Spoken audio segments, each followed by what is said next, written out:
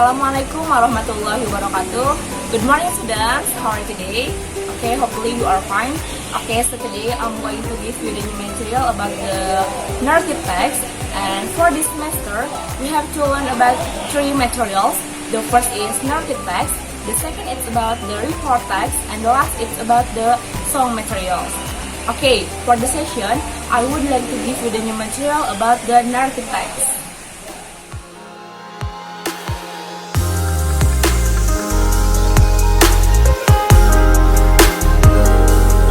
In this chapter, you have to learn about the 3 points. The first is you have to know about the genre structure, language features, and social function of narrative text. And the second point is about the kinds of the narrative text. And the third of the last point is about the example of narrative text. Okay, students, do you know what is the narrative text? That's right. Narrative text is a text which contain about the story such as fiction, non-fiction, fairy tales, and folk tales, and it consists of the climax of the complication and it followed by the resolution. Nah, jadi teman-teman, terkait dari naratif teks merupakan suatu teks yang berisi cerita, entah itu dongeng, legenda, terus cerita rakyat ataupun mitos yang selalu ada konflik dan solusi dari cerita tersebut. Okay, students, there are 3 points of the purposes of narrative text. The first is to amuse or to entertain the reader of the story, yaitu untuk menghibur para pembaca terkait dengan cerita yang disampaikan. Yang kedua yaitu tell stories, menceritakan cerita, entah itu legenda, cerita rakyat, ataupun mitos. Dan yang terakhir merupakan share values, yaitu memberikan pesan moral apa saja yang ada pada cerita tersebut untuk di-sharekan ataupun dibagikan kepada para pembaca. Okay, students, and there are 4 points of the narrative structure. The first is orientation. Orientation merupakan suatu bagian yang ada pada paragraf pertama. Nah, di sini menjelaskan terkait tokohnya siapa, posisinya di mana, itu merupakan bagian pada orientation. Dan yang kedua yaitu complication. Complication merupakan suatu konflik atau permasalahan yang ada pada cerita dan biasanya ada di paragraf kedua. Dan yang ketiga yaitu resolution. Resolution merupakan suatu solusi pada permasalahan tersebut. Nah, biasanya solusi ini selalu ada pada paragraf ketiga. Dan yang terakhir adalah feda, yaitu bisa dibilang sebagai orientation. Nah, ini biasanya pesan moral apa aja yang disampaikan penulis kepada para pembaca. Nah, ini biasanya optional ya teman-teman, bisa dicantumkan ataupun tidak. Okay, students, and there are some language features of narrative text. Ada beberapa unsur kebahasaan yang digunakan pada narrative text ataupun teks naratif. Yang pertama adalah using simple past tense, yaitu penggunaan simple past tense.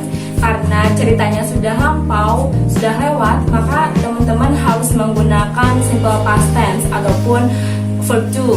Contohnya seperti killed, ate, slept, and drank. Okay, the second point is about the adverb of time, yaitu keterangan waktu.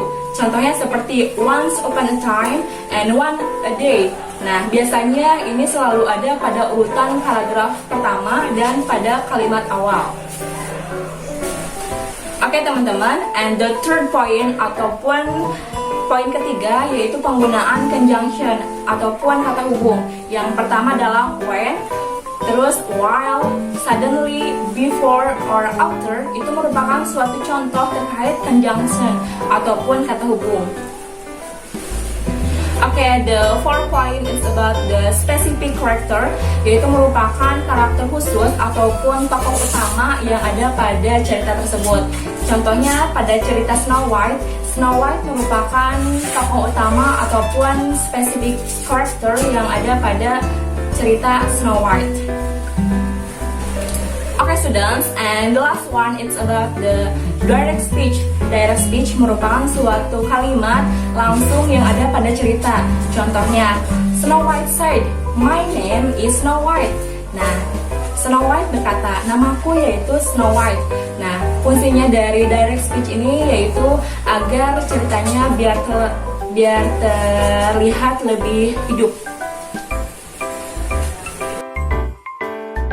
Okay, students, and there are 5 kinds of narrative text. Ada beberapa jenis dari teks naratif.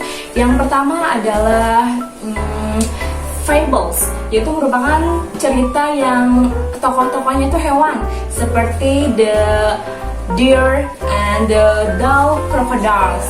Itu merupakan contoh terkait dari fables. Yang kedua yaitu folktales. Folktales merupakan suatu cerita rakyat. Contohnya seperti the deer and the crocodile, yaitu rusa dan buaya. Itu merupakan suatu dari folktales ataupun cerita rakyat. Okay, the next point is about the fairy tales, yaitu suatu dongeng. Contohnya Little Red and Riding Hood, itu merupakan suatu fairy tales dalam narrative text. Dan yang keempat yaitu terkait dengan myth ataupun mitos. Contohnya seperti Roro Jonggrang. Nah, Roro Jonggrang merupakan suatu contoh teks naratif terkait dengan myth ataupun mitos. Dan yang terakhir yaitu legend ataupun legenda. Contohnya seperti cerita dari Jawa Barat yaitu Tangkuban Perahu. Itu merupakan suatu legend of narrative text. Okay, students, today I'm going to give you the example of narrative text. Di sini Miss Tia akan memberikan contoh terkait dari teks naratif yang berjudul The Ant and the Dove, yaitu seekor semut dan merpati. There are 3 paragraphs of this text. The first is about the orientation, complication, and resolution. Okay, students, the title of The Ant and the Dove, yaitu cerita terkait dengan semut dan merpati. Ada paragraf ataupun kalimat awalnya seperti one hot day, an ant was seeking some water, looking around for a moment. She came to a spring. Nah, jadi dari cerita ataupun isi dari paragraf pertama yaitu seekor semut yang ingin minum, ingin mendapatkan air, dan dia harus memanjat rumput. Ketika dia memanjat, dia terjatuh ke sungai. Itu merupakan suatu perkenalan ataupun tokoh yang ada pada paragraf pertama, yaitu seekor semut or an ant. Okay, students, and for the second paragraph about the complication. Nah, cerita dari seekor semut dan merpati, yaitu ketika semut jatuh ke dalam sungai ataupun ke sekumpulan air, tiba-tiba ada seekor merpati yang sedang melihat semut. Nah, tiba-tiba merpati itu menolong semut. Setelah menolong semut, tiba-tiba ada pemburu yang ingin memberikan jaring kepada merpati, dan kemudian merpati itu terperangkap dalam jaring. Dan itu merupakan suatu konflik yang ada pada cerita An Ant and the Dove, karena merpatinya terperangkap oleh jaring yang dikasih oleh pemburu. Itu merupakan suatu contoh terkait dengan complication. Okay, students, and for the third paragraph, it's about the resolution. Nah, untuk paragraf yang terakhir merupakan terkait dari solusi konflik dari cerita tersebut. Nah, solusinya yaitu ketika seekor merpati terperangkap oleh jaring, kemudian semut melihat dan semut menggigit tumit dari pemburu tersebut. Kemudian merpati dilepaskan dari jaring tersebut, dan setelah itu para pemburu merasakan rasa sakit ya karena digigit oleh semut, dan kemudian merpati bisa terbang bebas. Nah, itu merupakan suatu resolution ataupun solusi dari konflik pada paragraf yang kedua. Okay, students, and what is the moral message of the story? Pesan apa yang disampaikan penulis kepada para pembaca? Nah, bisa dilihat ya dan bisa didengarkan dari ceritanya bahwa jika kita melakukan kebaikan kepada orang lain, maka orang lain juga akan berbuat baik kepada kita sendiri. Nah, teman-teman jangan khawatir ketika kita selalu memberikan kebaikan ataupun menebar kebermanfaatan kepada orang lain, maka orang lain juga akan memberikan kebaikan kepada diri kita sendiri. Seperti itu. Okay, students, and let's identify language features of an, and the dove. Kita identify ya teman-teman mana yang termasuk ke dalam simple past tense and adverb of time ataupun conjunction. Kita analisis ya ataupun kita identifikasi apa saja yang termasuk ke dalam unsur kebahasaannya. Yang pertama adalah simple past tense. Simple past tense merupakan suatu tenses yang sudah lewat ya, yang sudah lampau. Dari cerita tersebut menggunakan simple past tense karena ceritanya sudah terjadi ataupun sudah lampau. Dan ada beberapa kata pada simple past tense, contohnya seperti was, came, had, slept, and climbed up. Itu merupakan suatu verb ataupun action verb yang digunakan pada narrative text. Contohnya seperti simple past tense tersebut. Yang kedua yaitu adverb of time, yaitu merupakan suatu keterangan waktu. Di paragraf yang pertama, kalimat awal dituliskan bahwa ada kata-kata one hot day, suatu hari yang begitu panas. Itu merupakan contoh terkait dari adverb of time ataupun keterangan waktu. Dan yang ketiga yaitu conjunction, merupakan kata hubung. Ada beberapa kata yang digunakan pada cerita tersebut, yaitu seperti after, while, then, and.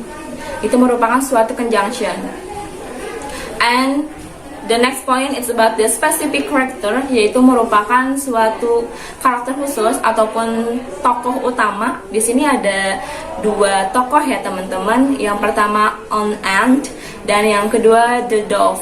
Karena tokohnya sering muncul pada cerita tersebut, yaitu seekor semut dan merpati, maka seekor semut dan merpati yaitu specific character.